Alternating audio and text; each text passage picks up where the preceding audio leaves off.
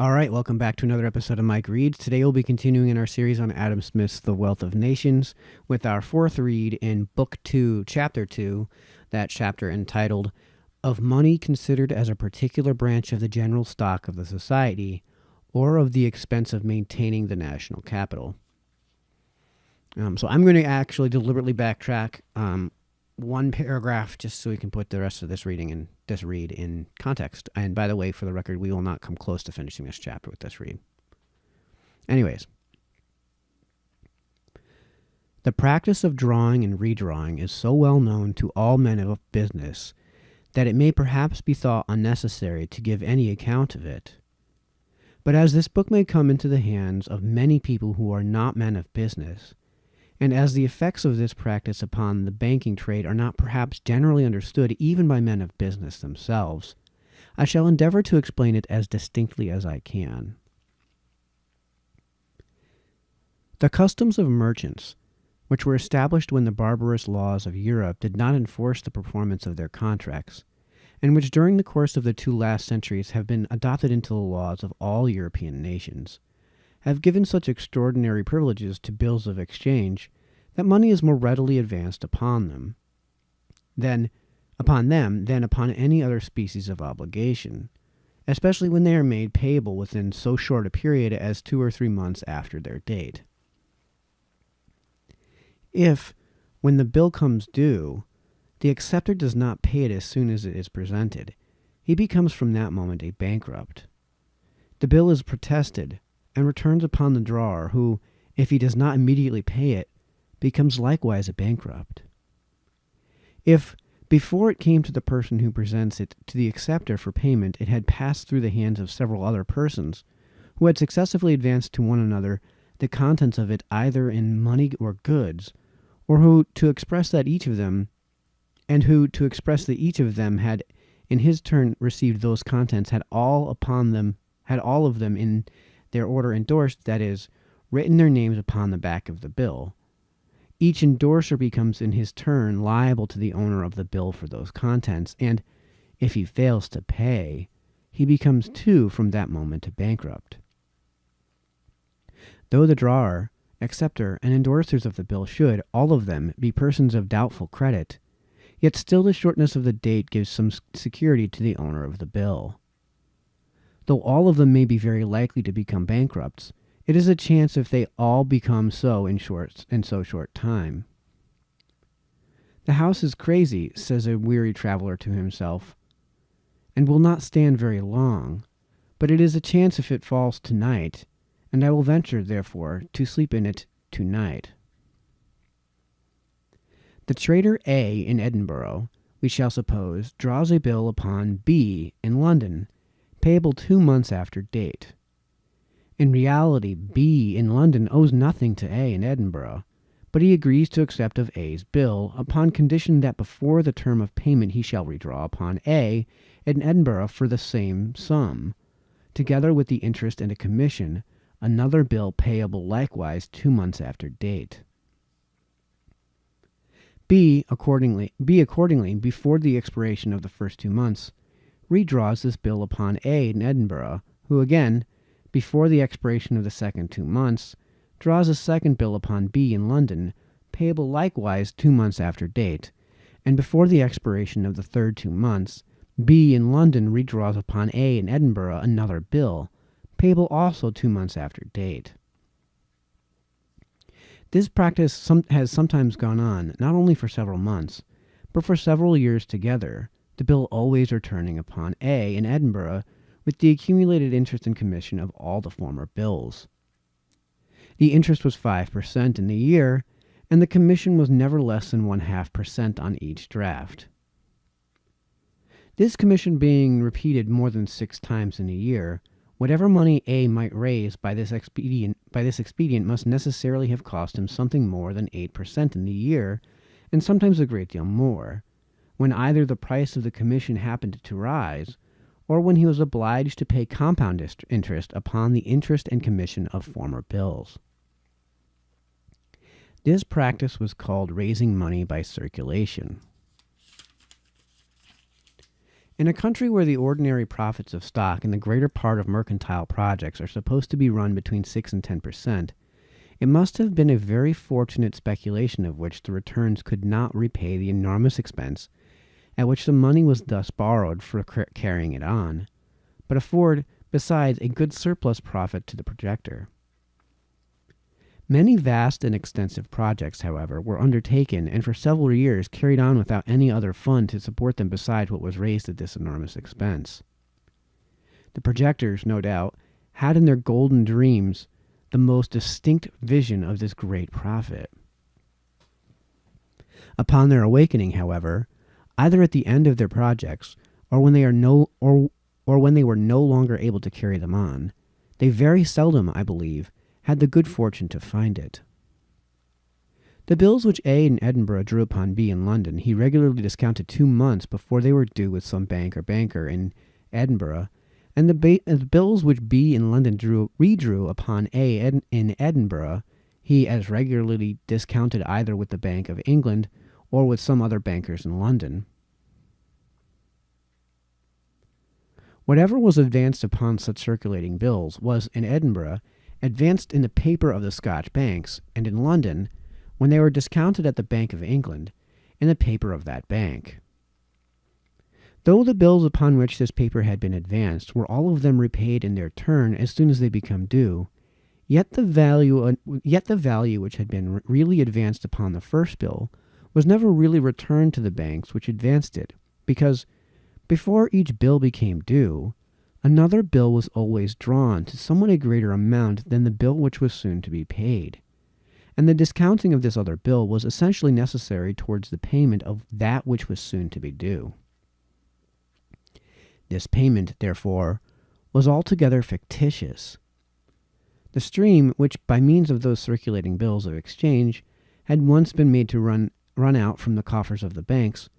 was never replaced by any stream which really run into them.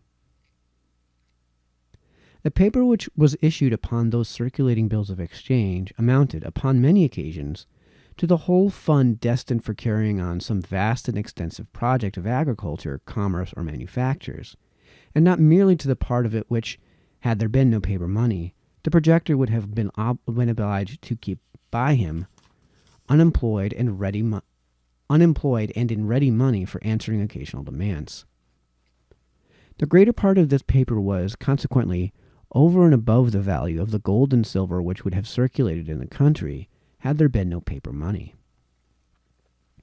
It was over and above, therefore, what the circulation of the country could easily absorb and employ, and upon that account immediately returned upon the banks in order to be exchanged for gold and silver, which they were to find as they could. It was a capital which those projectors had very artfully contrived to draw from those banks, not only without their knowledge or deliberate consent, but for some time, perhaps, without their having the most distant suspicion that they had really advanced it. When two people who are continually drawing and redrawing upon one another discount their bills always with the same banker, he must immediately discover what they are about, and see clearly that they are trading not with any capital of their own, but with the capital which he advances to them. But this discovery is not altogether easy when they discount their bills sometimes with one banker and sometimes with another, and when the same two persons do not constantly draw and redraw upon one another, but occasionally run the round of a great circle of projectors who find it for their interest to assist one another in this method of raising money, and to render it upon that account as difficult as possible to distinguish between a real and a fictitious bill of exchange, between a bill drawn by a real creditor upon a real debtor, and a bill for which there was properly no real creditor but the bank which discounted it, nor any real debtor but the projector who made use of the money. When a banker had even made this discovery, he might sometimes make it too late, and might find that he had already discounted the bills of those projectors to so great an extent that, by refusing to discount any more, he would necessarily make them all bankrupts, and thus, by ruining them, might perhaps ruin himself. For his own interest and safety, therefore, he might find it necessary in this very perilous situation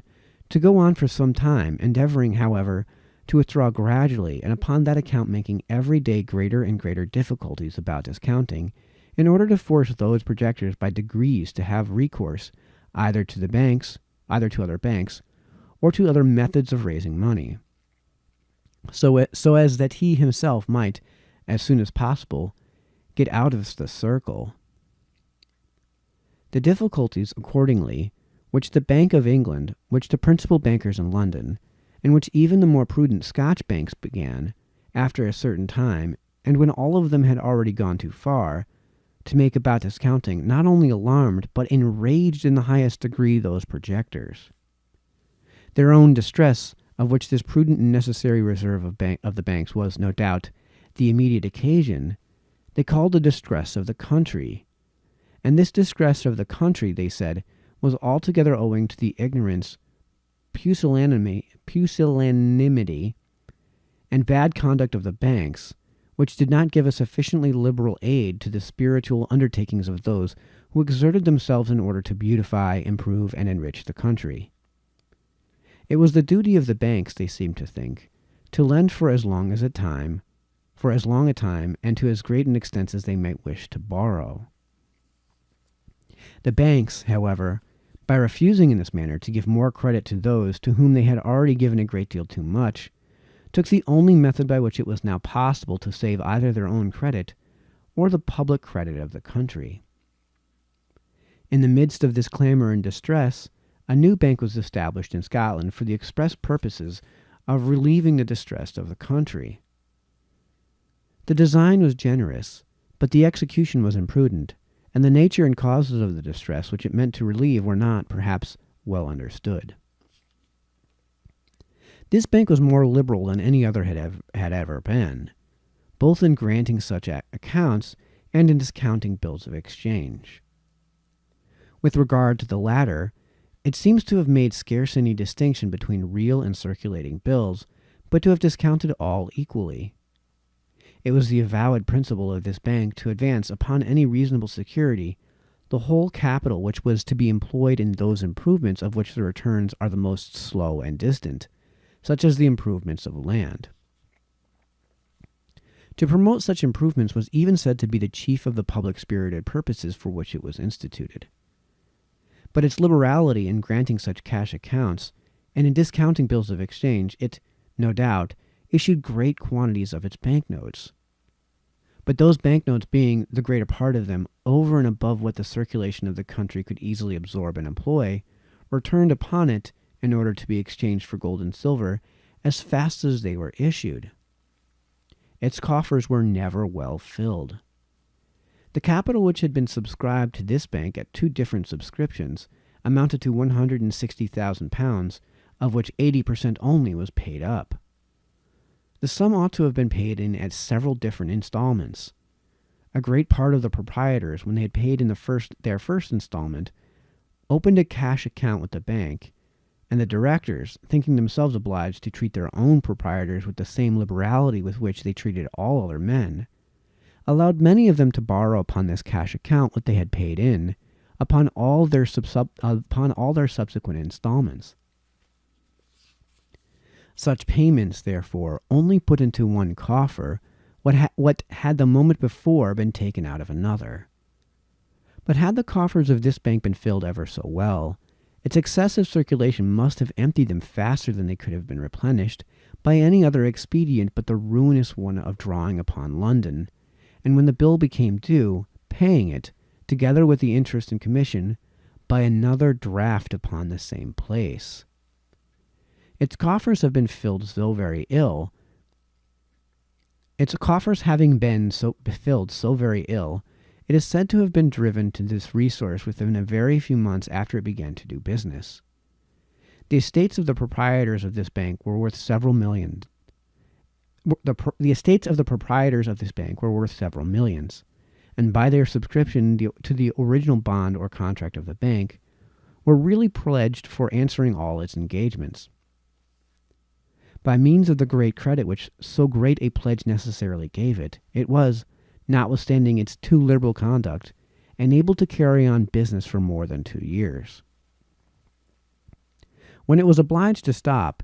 It had in the circulation about 200,000 pounds in banknotes. In order to support the circulation of those notes, which were continually returning upon it as fast as they were issued, it had been constantly in the practice of drawing bills of exchange upon London, of which the number and value were continually increasing, and, when it stopped, amounted to upwards of 600,000 pounds. This bank, therefore, had, in little more than the course of 2 years, advanced to different people upwards of 800,000 pounds at 5%. Upon the 200,000 pounds which it circulated in banknotes, this 5% might, perhaps, be considered as clear gain, without any other deduction besides the expense of management. But upon upwards of 600,000 pounds, for which it was continually drawing bills of exchange upon London, it was paying, in the way of interest and commissions, upwards of 8%, and was consequently losing more than 3% upon more than 3/4 of all of its dealings. The operations of this bank seem to have produced effects quite opposite to those which were intended by the particular persons who planned and directed it. They seem to have intended to support the spirited undertakings, for as such they considered them, which were at that time carrying on in different parts of the country, and at the same time, by drawing the whole banking business to themselves, to supplant all the other Scotch banks, particularly those established at Edinburgh, whose backwardness in discounting bills of exchange had given some offence. This bank, no doubt, gave some temporary relief to those projectors, and enabled them to carry on their projects for about 2 years longer than they could otherwise have done. But it thereby only enabled them to get so much deeper into debt, so that when ruin came, it fell so much the heavier both upon them and upon their creditors. The operations of this bank, therefore, instead of relieving, in reality aggravated in the long run the distress which those projectors had brought upon themselves and upon their country. It would have been much better for themselves, their creditors, and their country had the greater part of them been obliged to stop 2 years sooner than they actually did. The temporary relief, however, which this bank afforded to those projectors, provided a real and permanent relief to the other Scotch banks. All the dealers in circulating bills of exchange, which those other banks had become so backward in discounting, had recourse to this new bank, where they were received with open arms. Those other banks, therefore, were enabled to get very easily out of that fatal circle from which they could not otherwise have disengaged themselves without incurring a considerable loss, and perhaps even some degree of discredit. In the long run, therefore, the operations of this bank increased the real distress of the country which it meant to relieve, and effectually relieved from a very great distress those rivals whom it meant to supplant. At the first setting out of this bank, it was the opinion of some people that how fast soever its coffers might be emptied, it might easily replenish them by raising money upon the securities of those to whom it had advanced its paper. Experience, I believe, soon convinced them that this method of raising money was by much too slow to answer their purpose, and that coffers which originally were so ill-filled, and which emptied themselves so very fast, could be replenished by no other expedient but the ruinous one of drawing bills upon London, and when they became due, paying them by other drafts upon the same place with accumulated interest and commissions. But though they had been able by this method to raise money as fast as they wanted it, yet, instead of making a profit, they must have suffered a loss by every such operation, so that in the long run they must have ruined themselves as a mercantile company, though perhaps not so soon as by the more expensive practice of drawing and redrawing.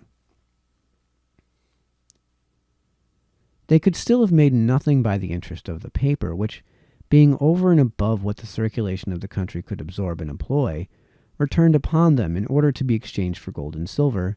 as fast as they issued it, and for the payment of which they were themselves continually obliged to borrow money. On the contrary, the whole expense of this borrowing, of employing agents to look out for people who had money to lend,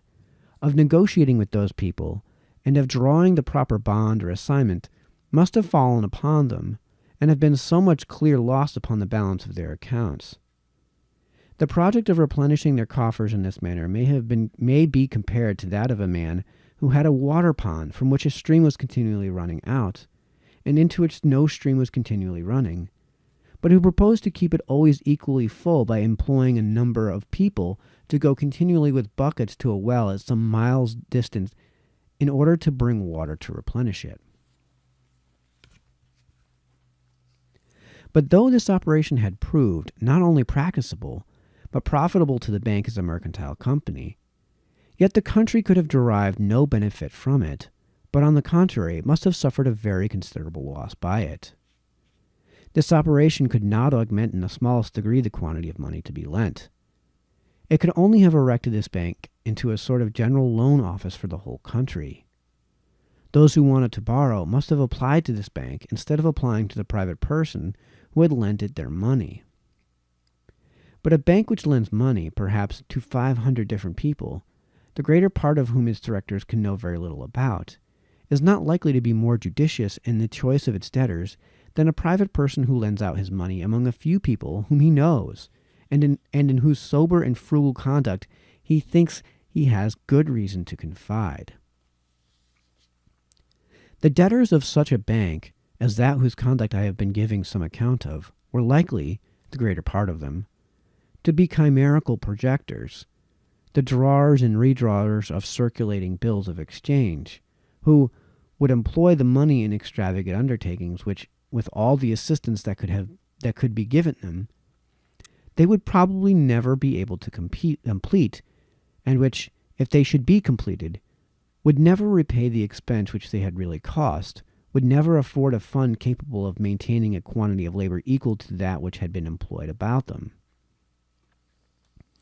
The sober and frugal debtors of private persons, on the contrary, would be more likely to employ the money borrowed in sober undertakings, which were proportioned to their capitals, and which, though they might have less of the grand and the marvelous, would have more of the solid and profitable, which would repay with a large profit whatever had been laid out upon them, and which would thus afford a fund capable of maintaining a much greater quantity of labor than that which had been employed about them. The success of this operation, therefore, without increasing in the smallest degree the capital of the country, would only have transferred a great part of it from prudent and profitable to imprudent and unprofitable undertakings. That the industry of Scotland languished for want of money to employ it was the opinion of the famous Mr. Law. By establishing a bank of a particular kind, which he seems to have imagined might issue paper to the amount of the whole value of all the lands in the country, he proposed to remedy this want of money. The Parliament of Scotland, when he first proposed this project, did not think proper to adopt it. It was afterwards adopted with some variations by the Duke of Orleans, at that time regent of France. The idea of the possibility of multiplying paper money to almost any extent was the real foundation of what is called the Mississippi Scheme, the most extravagant project both of banking and stock jobbing that, perhaps, the world ever saw. The different operations of this scheme are explained so fully, so clearly, and with so much order and distinctness by Mr. Duvernay, that his examination of the political reflections upon commerce and finance of Mr. Dutoit, that I shall not give any account of them. The principles upon which it was founded are explained by Mr. Law himself, in a discourse concerning money and trade, which he published in Scotland when he first proposed his project. The splendid but visionary ideas which are set forth in that and some other works upon the same principles still continue to make an impression upon many people, and have, perhaps, in part, contributed to that excess of banking, which has of late been complained of both in Scotland and in other places. The Bank of England is the greatest bank of circulation in Europe. It was incorporated in pursuance of an Act of Parliament by a charter under the Great Seal dated the 27th of July, 1694.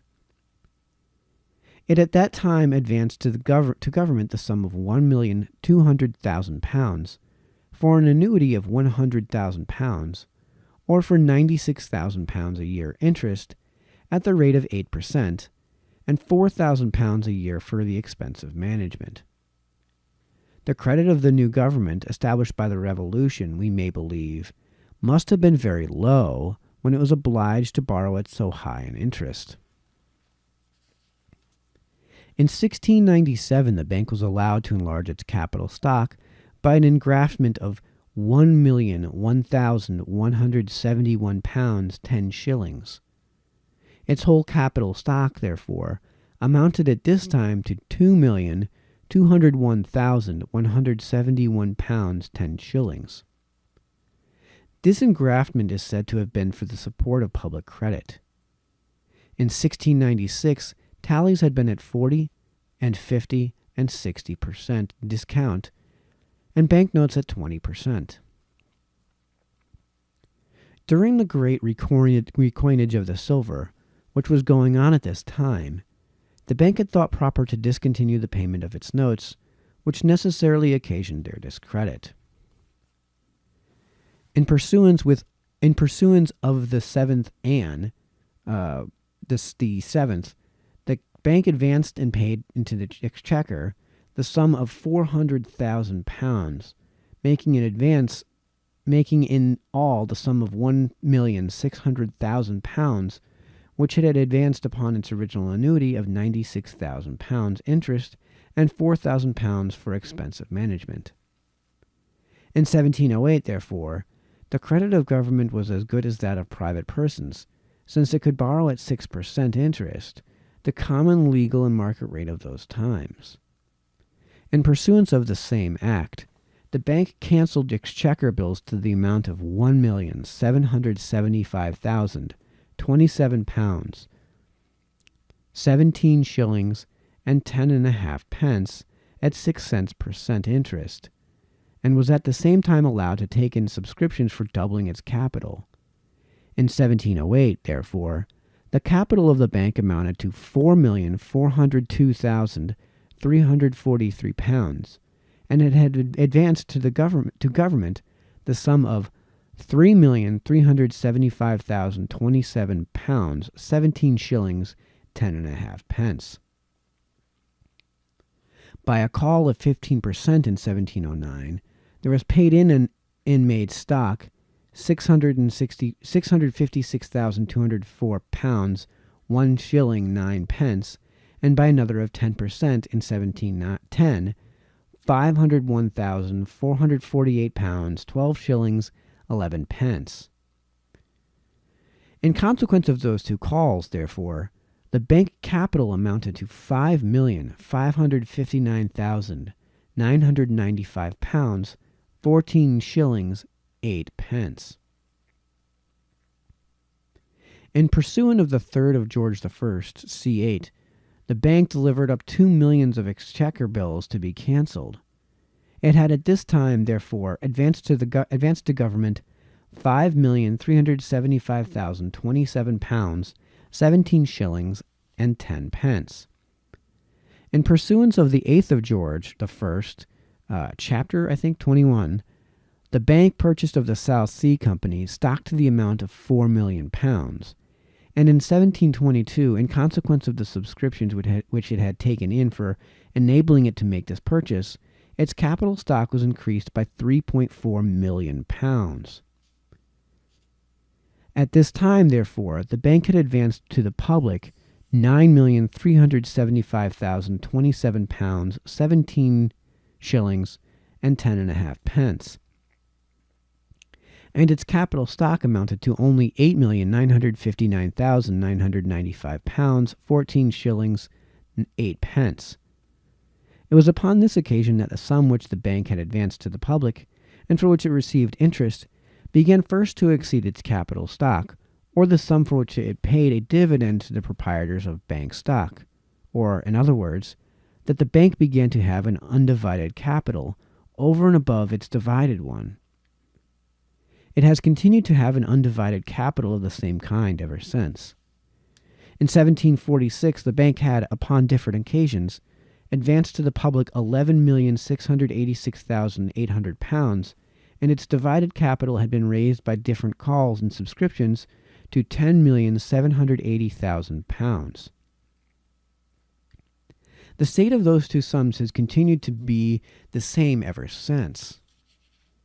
In pursuance of the 4th of George III, Chapter 25, the bank agreed to pay government for the renewal of its charter £110,000 without interest or repayment. This sum, therefore, did not increase either of those two sums. The dividend of the bank has varied according to the variations in the rate of the interest which it has, at different times, received for the money it had advanced to the public, as well as according to other circumstances. This rate of interest has gradually been reduced from 8 to 3%. For some years past, the bank dividend has been at 5.5%. Okay, that looks like a good place to call it quits for today. We may be able to finish the chapter in the next read. That would be to finish up Book 2, Chapter 2. Until then, this has been Mike, signing off.